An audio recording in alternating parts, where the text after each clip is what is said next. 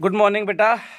अपना जो अगला कंपाउंड है जिसकी हमें स्टडी करनी है ग्रुप 17 से, वो है iodine. Iodine represented by I2। ठीक है बेटा। इसमें हम वही दो चीज पढ़ेंगे, एक इसकी properties and another preparation. Fluorine, chlorine, bromine हम लोग पढ़ चुके हैं, आपको पता है, आपने अपने नोट्स भी बना लिए हैं उन पे। अब हम अपना अगला लेक्चर में, अपने इस लेक्चर में हम लोग पढ़ रहे हैं बेटा आयोडीन। इसकी सबसे पहले हम देखते हैं आयोडीन होता क्या है।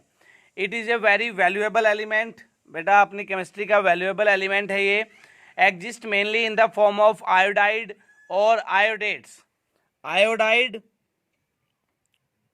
और आयोडेट्स की फॉर्म में मिलता है बेटा ग्रुप 1 एंड ग्रुप 2 के, है ना। जैसे सोडियम आयोडाइड आपने पढ़ा होगा NaI, ये ग्रुप 1 और ग्रुप 2 मेटल्स के आयोडाइड और आयोडेट्स की फॉर्म में मिलता है। इसके अगर मैं कॉमन सोर्सेज की बात करूं तो बहुत ही इंपॉर्टेंट दो कॉमन सोर्स हैं इसके। एक तो बेटा सर्टेन डीप सीविड्स।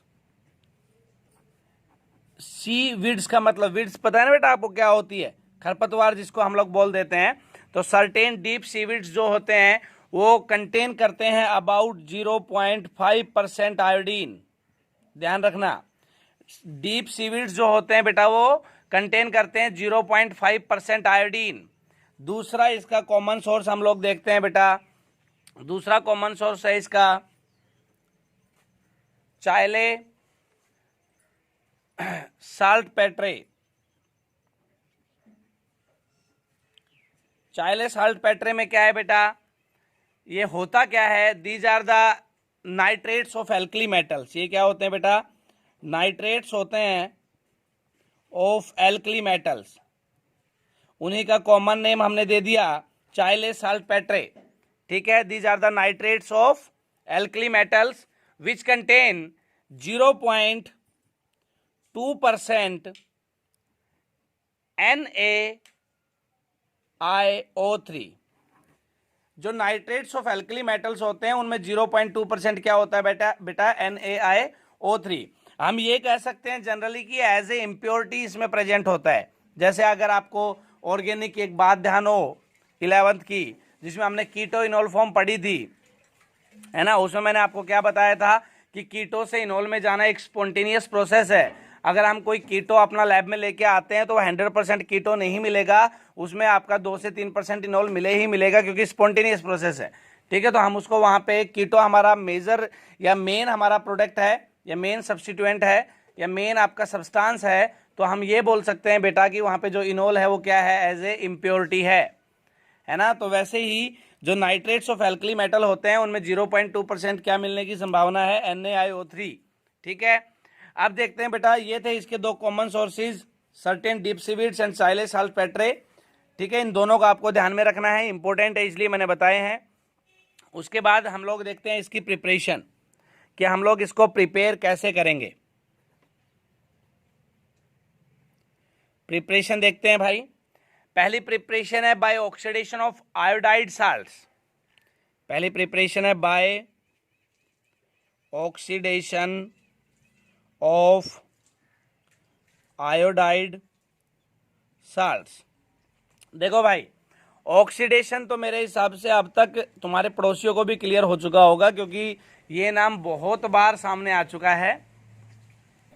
ऑक्सीडेशन बेटा कई बार सामने आ चुका है, तो oxidation, reduction, oxidising agent, reducing agent, ये सब क्लियर होगा। तो हमें यहाँ पे क्या करना है, ऑक्सीडेशन करना है बेटा आयोडाइड साल्ट्स का। कैसे, अगर मैं Ki को रिएक्ट करा दूं, Ki को अगर मैं यहाँ पे पोटाशियम आयोडाइड है, मतलब आयोडाइड साल्ट है, Ki को रिएक्ट करा दूं MnO2 के साथ इन the presence of H2SO4, means मेरे रिएक्टेंट यहाँ पे क्या हो गए, Ki plus MnO2 plus H2SO4। तो यहाँ पे जो प्रोडक्ट बनेगा वो रहेगा KHSO4 plus MnSO4 plus I2। ये जो I2 है, this is the main product, है ना। तो आपका क्या किया हमने यहाँ पे, oxidation of iodide salt, that was potassium iodide Ki उसका हमने रिएक्शन कराया MnO2 और H2SO4 के साथ, और क्या बना दिया बेटा, आयोडीन मतलब I2 बना दिया। ठीक है, ये इसका पहला प्रिपरेशन रिएक्शन है। दूसरा देखते हैं भाई, इसका जो दूसरा प्रिपरेशन रिएक्शन है वो है फ्रॉम साल्ट पेट्रे, जो अभी अभी हमने जिक्र किया था। साल्ट पेट्रे से कैसे बनाएंगे भाई,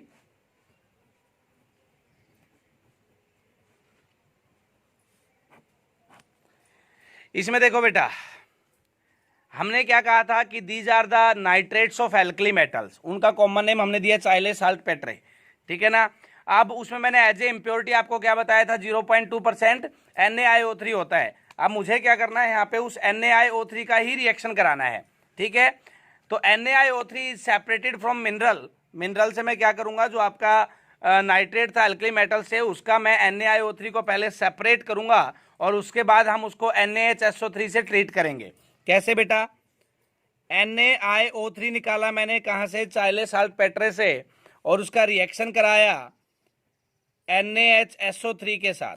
किसके साथ रिएक्शन कराया, NaHSO3 के साथ। तो यहां पे जो आपका प्रोडक्ट बनेगा वो होगा Na2SO4 plus NaHSO4 plus H2O plus I2। Main product मेरा फिर यहां पे I2 मैं लिख दे रहा हूं इसके सामने, this is the main product, है ना। और आपका क्या बन गया बेटा, NaIO3 का रिएक्शन हुआ। NaIO3 कहां से मिला हमें, चाइले साल्ट पेट्रे से मिला, जिसमें वो 0.2% अवेलेबल था, है ना। उसका रिएक्शन कराया NaHSO3 के साथ और मुझे क्या मिल गया, I2 मिल गया। तो ये दूसरी प्रिपरेशन रिएक्शन है आयोडीन की। ठीक है, तो ये दो प्रिपरेशन रिएक्शन बेटा, oxidation of iodide salts and from Chile saltpetre, ये आपको ध्यान रखनी है। उसके बाद हम देखते हैं इसकी प्रॉपर्टीज। प्रॉपर्टीज में क्या है, एक एक करके इसकी प्रॉपर्टीज पढ़ते हैं अभी। प्रॉपर्टीज देखो बेटा, ये लीस्ट रिएक्टिव हैलोजन है। अब तक जितने भी हमने पढ़े हैं उनमें सबसे लीस्ट रिएक्टिव, मैं लिख दे रहा हूं, लीस्ट रिएक्टिव हैलोजन, है ना भाई। Least reactive halogen, volatile solid at room temperature, volatile solid at room temperature। volatile का मतलब आप सबको पता होगा, very less soluble in water in pure form, water में बहुत कम सोल्यूबल होता है प्योर फॉर्म में। इसका एक्सप्लेनेशन आप लाइक डिजोल्व लाइक के बेसिस पे भी दे सकते हो। But dissolve readily in the presence of KI due to the following reaction. ये कह रहा है कि but dissolve readily in the presence of KI की प्रेजेंस में ये अच्छे से डिजोल्व हो जाता है। उसकी वजह क्या है, जैसे ही इसको KI मिलेगा, KI I2 के साथ रिएक्ट करेगा और KI3 बना लेगा बेटा, ध्यान रखना। ठीक है, मैंने आपको क्या बताया, एक बार मैं फिर रिपीट कर दे रहा हूं।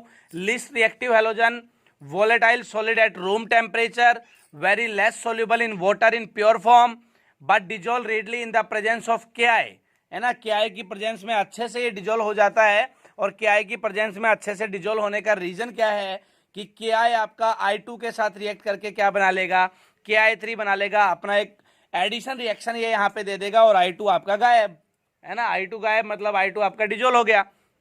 ठीक है बेटा, तो ध्यान रखना है, सिंपल वाटर में क्यों नहीं डिजोल्व होता है, क्योंकि आपको पता है सोल्युबिलिटी का लॉ क्या था, लाइक डिजोल्व लाइक वाला।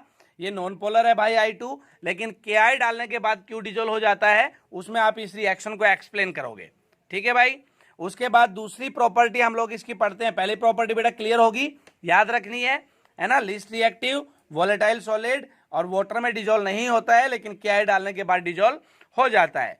दूसरी इसकी जो प्रॉपर्टी है बेटा वो ये है कि I2 is a strong antiseptic. I2 is a strong antiseptic. Antiseptic क्या होते हैं बेटा, जिनका काम होता है माइक्रो ऑर्गेनिजम्स को किल करना, है ना। डिसइंफेक्टेंट और एंटीसेप्टिक, मैंने 11th में भी आपको बताया था, डिसइंफेक्टेंट और एंटीसेप्टिक दोनों का काम क्या है, माइक्रो ऑर्गेनिजम्स को किल करना है। बट दोनों में फर्क क्या है बेटा, एंटीसेप्टिक जो है वो लिविंग टिश्यूज को हार्म नहीं करते हैं, और जो आपका डिसइंफेक्टेंट है बेटा वो लिविंग टिश्यूज को हार्म करता है। फॉर एग्जाम्पल, एक तो हम डिटॉल से हाथ धोएं और दूसरा हम बेटा डीडीटी से हाथ धोएं, है ना। आपको पता है डीडीटी क्या है, एक एंटीसेप्टिक है। अपने जो भैंस वगैरह गाय वगैरह जो होती हैं उनके रहने की जगह पे डीडीटी को, वहाँ पे जो माइक्रो ऑर्गेनिजम्स होते हैं जो उनको परेशान करते हैं उनको किल करने के लिए यूज किया जाता है। खेतों में यूज किया जाता है बेटा डीडीटी को।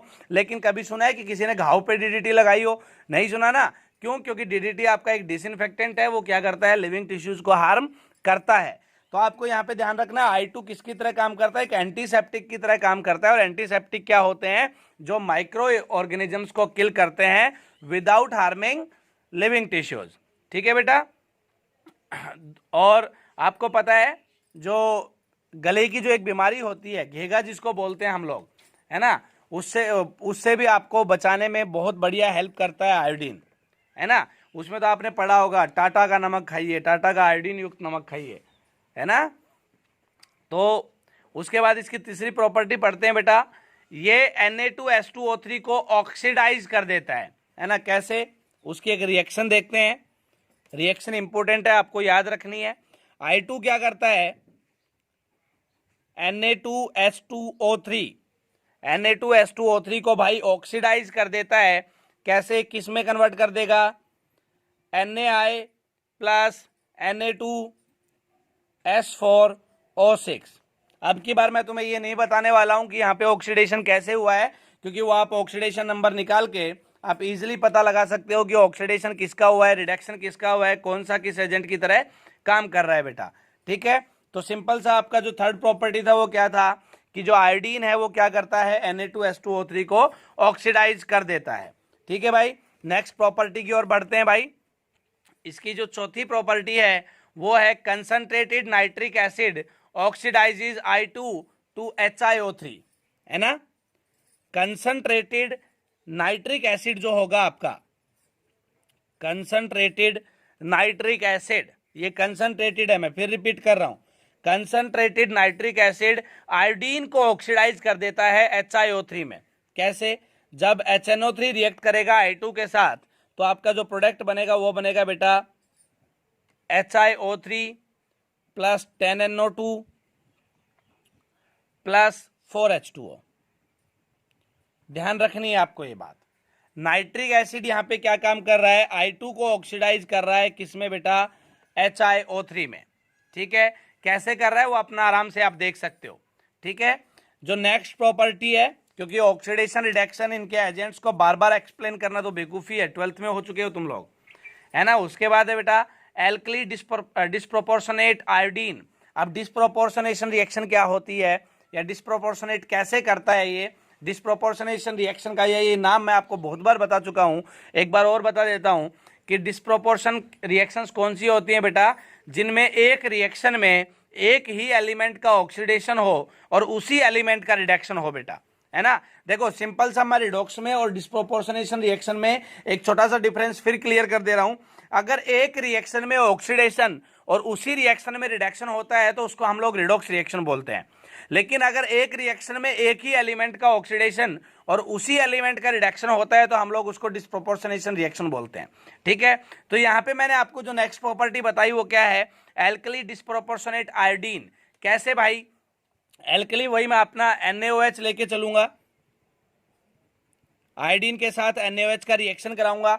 NaOH का जितना भी रिएक्शन आया है उसके बाद तो एक बात तो आपको क्लियर होगी कि NaOH की हमें हमेशा दो रिएक्शंस करनी है, एक डाइल्यूट वाली और दूसरी कंसंट्रेटेड वाली। तो डाइल्यूट वाली में जब मैं इसका रिएक्शन कराऊंगा तो यहां पे जो प्रोडक्ट बनेगा बेटा वो बनेगा NaOI प्लस NaI।